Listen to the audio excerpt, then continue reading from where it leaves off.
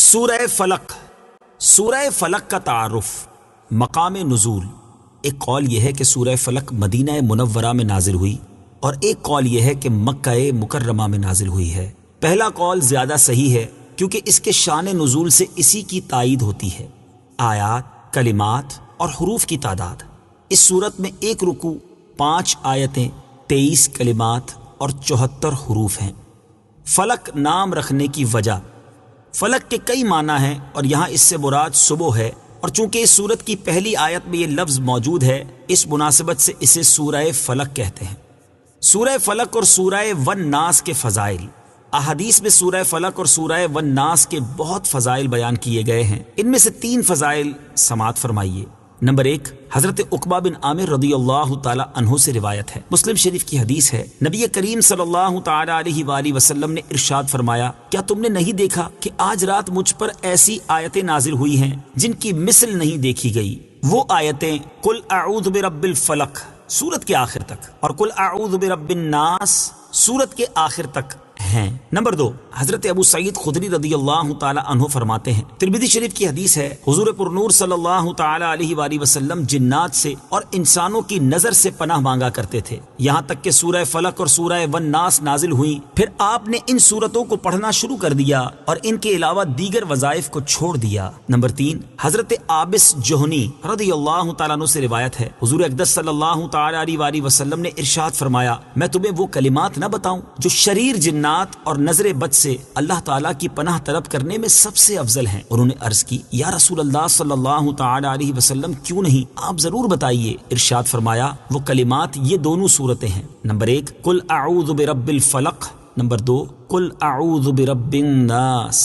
سورہ فلق اور سورۃ الناس کا شان نزول، یہ سورت اور سورۃ الناس جو اس کے بعد ہے اس وقت نازل ہوئی جبکہ لبید بن عاصم یہودی اور اس کی بیٹیوں نے حضور پرنور صلی اللہ تعالی علیہ وآلہ وسلم پر جادو کیا اور حضور اکرم صلی اللہ تعالی علیہ وسلم کے جسم مبارک اور ظاہری اعضاء پر اس کا اثر ہوا، البتہ دل، عقل اور اعتقاد پر کچھ اثر نہ ہوا۔ چند دنوں بعد حضرت جبریل علیہ السلام آئے اور انہوں نے عرض کی، ایک یہودی نے آپ صلی اللہ تعالی علیہ وآلہ وسلم پر جادو کیا ہے اور جادو کا جو کچھ سامان ہے وہ فلاں کنویں میں ایک پتھر کے نیچے دبایا ہوا ہے۔ رسول کریم صلی اللہ تعالی علیہ وآلہ وسلم نے حضرت علی المرتضیٰ کرم اللہ تعالی وجہہ الکریم کو بھیجا اور انہوں نے کنویں کا پانی نکالنے کے بعد پتھر اٹھایا تو اس کے نیچے سے کھجور کے درخت کے نرم حصے سے بنی ہوئی تھیلی برآمد ہوئی جس میں حضور اقدس صلی اللہ تعالی علیہ وسلم کے وہ منہ مبارک جو کنگھی سے برآمد ہوئے تھے اور نبی کریم صلی اللہ تعالی علیہ وآلہ وسلم کی کنگھی کے چند دندانے اور ایک ڈورا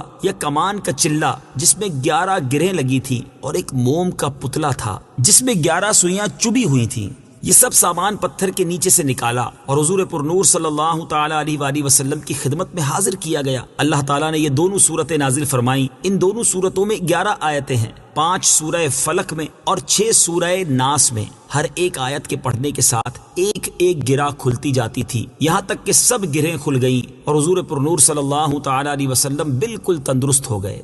تعویذات اور عملیات سے متعلق ایک شرعی مسئلہ، یہاں ایک مسئلہ ذہن نشین رکھیں کہ وہ تعویذ اور عملیات جن میں کفر یا شرک کا کوئی کلمہ نہ ہو جائز ہیں، خاص کر وہ عمل جو آیات قرآنیہ سے کیے جائیں یا احادیث میں وارد ہوئے ہوں۔ حدیث شریف میں ہے کہ حضرت اسماء بنت عمیس رضی اللہ تعالی عنہا نے عرض کی، یا رسول اللہ صلی اللہ تعالی علیہ وآلہ وسلم، جعفر کے بچوں کو جلد جلد نظر ہوتی ہے، کیا مجھے اجازت ہے کہ ان کے لیے عمل کروں؟ حضور پرنور صلی اللہ تعالی علیہ وسلم نے اجازت دی۔ سورہ فلق اور سورۃ الناس کے شان نزول سے حاصل ہونے والی معلومات، اس سورت اور اس کے شان نزول سے 4 باتیں معلوم ہوئیں۔ نمبر 1، جادو اور اس کی تاثیر حق ہے۔ نمبر 2، نبی کے جسم پر جادو کا اثر ہو سکتا ہے جیسے تلوار، تیر اور نیزے کا، یہ اثر شان نبوت کے خلاف نہیں، ہاں ایسا اثر نہیں ہو سکتا کہ جس سے نبوت کے متعلقہ امور میں خلل آئے۔ حضرت موسیٰ علیہ السلام کے مقابلے میں جادوگر بالآخر اس لیے فیل ہوئے کیونکہ وہاں جادو سے معجزے کا مقابلہ تھا، ورنہ حضرت موسیٰ علیہ السلام کے خیال پر بھی اس جادو نے اثر کیا کہ ان کو خیال ہوا کہ یہ لاٹھیاں رسیاں چل رہی ہیں، جیسا کہ قرآن پاک میں ہے، يُخَيَّلُ إِلَيْهِ مِن سِحْرِهِمْ أَنَّهَا تَسْعَىٰ۔ ترجمہ، ان کے جادو کے زور سے موسیٰ کے خیال میں یوں لگی کہ وہ دوڑ رہی ہیں۔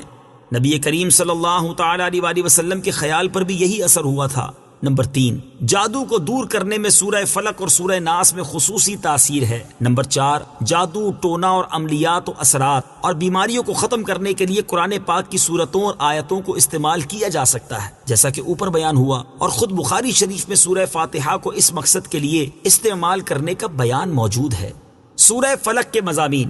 اس سورہ مبارکہ میں تمام مخلوق کے شر سے، رات کے اندھیرے کے شر سے، جادوگروں کے شر سے اور حسد کرنے والے کے شر سے اللہ تعالیٰ کی پناہ مانگنے کی تعلیم دی گئی ہے۔ سورہ اخلاص کے ساتھ مناسبت۔ سورہ فلق کی اپنے سے ماقبل سورت اخلاص کے ساتھ مناسبت یہ ہے کہ سورہ اخلاص میں اللہ تعالیٰ کی وحدانیت کا بیان ہوا اور یہ بتایا گیا کہ جو چیزیں اللہ تعالیٰ کی شان کے لائق نہیں وہ ان سے پاک اور بری ہے، اور ان دونوں صورتوں میں بتایا گیا کہ دنیا میں موجود ہر شر سے اللہ تعالیٰ کی پناہ مانگنی چاہیے۔ اسی طرح ان شیاطین، جنات اور انسانوں سے بھی اللہ تعالیٰ کی پناہ مانگنی چاہیے جو لوگوں کو اللہ تعالیٰ کی راہ سے روکتے ہیں۔ بسم اللہ الرحمن الرحیم۔ ترجمہ، اللہ کے نام سے شروع جو نہایت مہربان رحمت والا ہے۔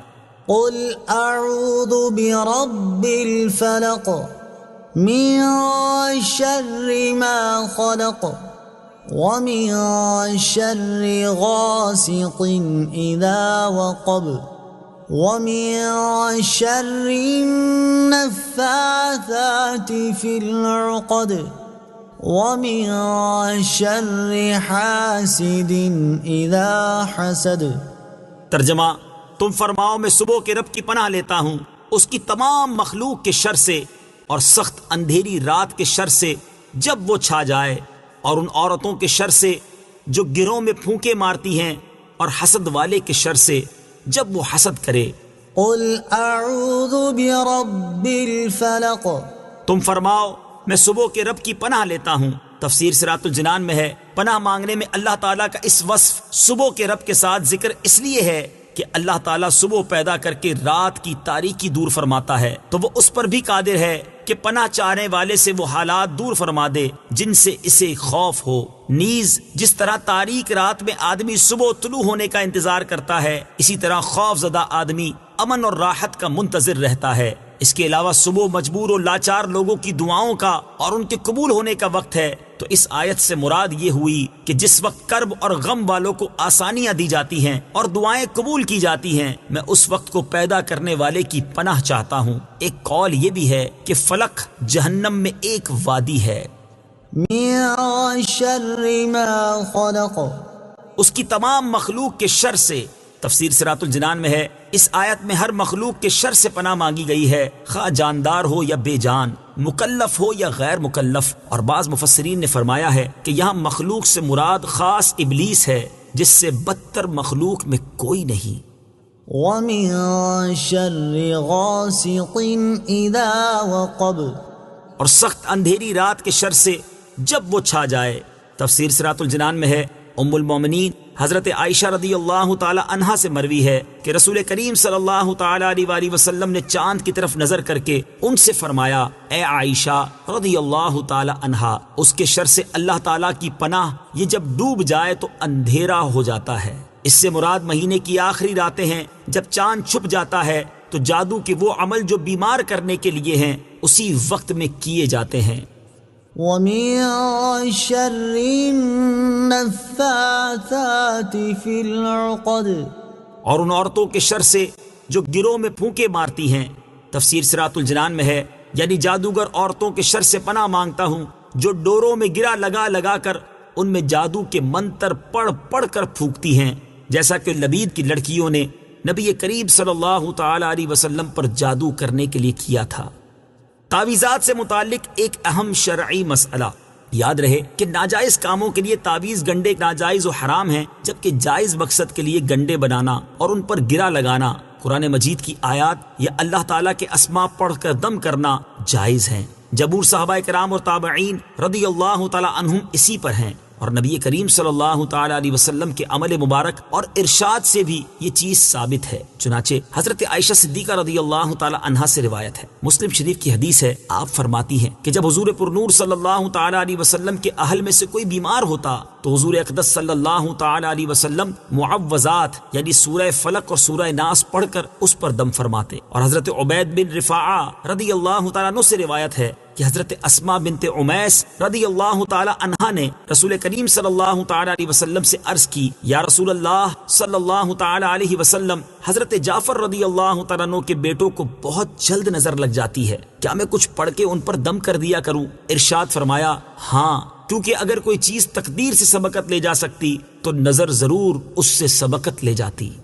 وَمِن شَرِّ حَاسِدٍ إِذَا حَسَدَ، اور حسد والے کے شر سے جب وہ حسد کرے. تفسیر صراط الجنان میں ہے، حسد والا وہ ہے جو دوسرے کی نعمت چھن جانے کی تمنا کرے. یہاں حاسد سے بطور خاص یہودی مراد ہیں جو نبی کریم صلی اللہ تعالی علیہ وآلہ وسلم سے حسد کرتے تھے. یہ خاص لبید بن عاصم یہودی ہے. اور عمومی طور پر ہر حاسد سے پناہ کے لیے یہ آیت مبارکہ کافی ہے. حسد بدترین صفت ہے اور یہی سب سے پہلا گناہ ہے جو آسمان میں ابلیس سے سرزد ہوا اور زمین میں قابیل سے. حسد کے مقابلے میں رشک ہوتا ہے، اور وہ یہ ہے جس میں اپنے لیے بھی اسی نعمت کی تمنا ہوتی ہے جو دوسرے کے پاس ہے، لیکن دوسرے سے چھن جانے کی تمنا اس میں نہیں ہوتی. اس صورت مبارکہ سے معلوم ہوا کہ جادو اور حسد بدترین جرائم ہیں کہ عام شروں کے بعد ان کا ذکر خصوصیت سے فرمایا گیا. صدق اللہ العظیم.